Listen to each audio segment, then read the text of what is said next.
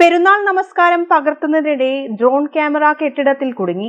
മണിക്കൂറുകൾ നീണ്ട പരിശ്രമത്തിനൊടുവിൽ അഗ്നിരക്ഷാസേനയാണ് ഡ്രോൺ തിരിച്ചെടുത്തത്. മലപ്പുറം എടവണ്ണ സീതി ഹാജി സ്റ്റേഡിയത്തിന് സമീപമാണ് സംഭവം. Sacred Heart School, Kottakkal, a center of excellence where we teach, model and encourage a love of learning, collaboration and compassion for others.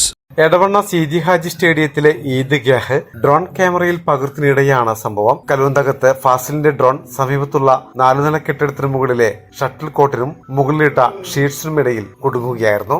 ഇതോടെയാണ് drone camera തിരിച്ചെടുക്കാനുള്ള ശ്രമം ആരംഭിച്ചത്. സംഭവം അറിഞ്ഞ് തിരുവാലിയിൽ നിന്നും അഗ്നിശമന സേനയും സ്ഥലത്തെത്തി.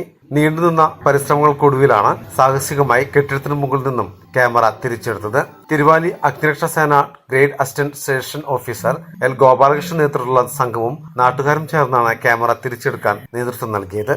മലബാർ ടൈംസ്, മഞ്ചേരി.